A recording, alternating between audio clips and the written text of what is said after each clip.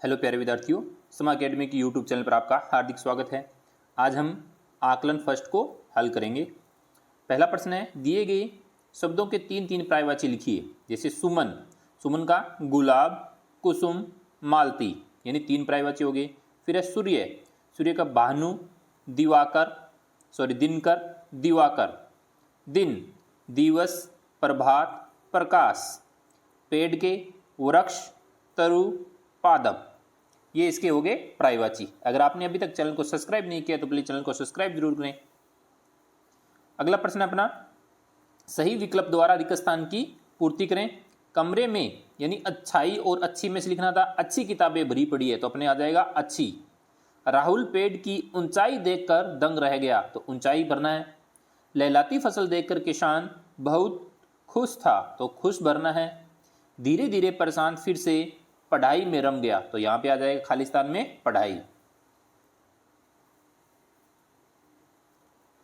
अगला है, दिए गए अशुद्ध शब्दों को शुद्ध करके लिखिए। यानी पुरस्कार जो लिखा गया है वो क्या अशुद्ध है तो पुरस्कार अपने को शुद्ध लिखना है। फिर कवियत्री, यानी ये क्या है, गलत है तो कवियत्री अपने को सही करके लिखना है। सम्मान तो अपने को लिखना है सम्मान। ऋषि तो ऋषि को सही करके लिखना है। परीक्षा, परीक्षा में री की बड़ी मात्रा आती है तो अपने को लिखना है परीक्षा। तबीयत में यानी जो मात्रा दे रखी है ई की वो बड़ी आती है तो तबीयत।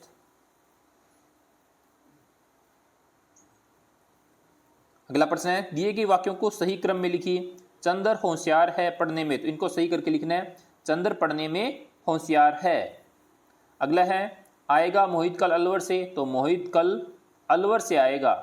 अच्छे नंबर विशाल ने परीक्षा में प्राप्त किए, विशाल ने परीक्षा में अच्छे नंबर प्राप्त किए।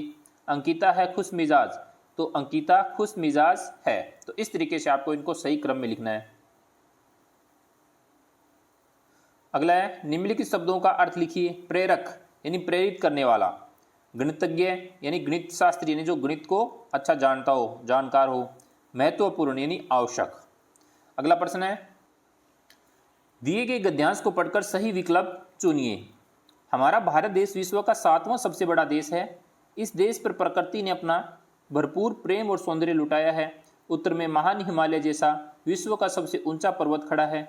दक्षिण में सागर इसके पैर धोता है। इसके अलावा जंगल, पठार, मरुस्थल, कछारी भूमि, सुंदर घाटियां आदि सभी कुछ भारत की शान हैं। अतः यूं कह सकते हैं कि भारत अपनी भौगोलिक विशेषताओं के आधार पर संसार में सबसे अनूठा देश है और हम इस अनूठे देश के वासी हैं।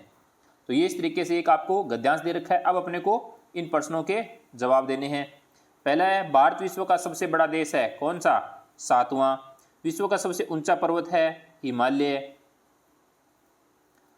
आगे है, भारत को अनूठा देश माना है। किस आधार पे माना है? भौगोलिक आधार पर। किस आधार पे माना है? भौगोलिक आधार पर। फिर विश्व का समानार्थी नहीं है, यानी जो विश्व का समानार्थी शब्द नहीं है, जैसे संसार है, दुनिया है, भारत नहीं, जगत, यानी कौन नहीं है? भारत नहीं है, यानी विश्व का समानार्थी नहीं है। संसार, दुनिया, जगत है तो भारत नहीं है। फिर अगला प्रश्न है, गद्यांश के आधार पर भारत की विशेषता लिखिए। भारत देश पर प्रकृति ने अपना भरपूर प्रेम और सौंदर्य लुटाया है। इसके अलावा जंगल, पठार, मरुस्थल, कछारी भूमि, सुंदर घाटियां आदि सभी कुछ भारत की शान है। तो इस तरीके से आपको आकलन फर्स्ट को अपनी वर्कबुक में नोट करना है और अच्छे से अपनी वर्कबुक को फिल करना है, याद भी करना है। आई होप कि आपको अच्छे से समझ में आया होगा। धन्यवाद।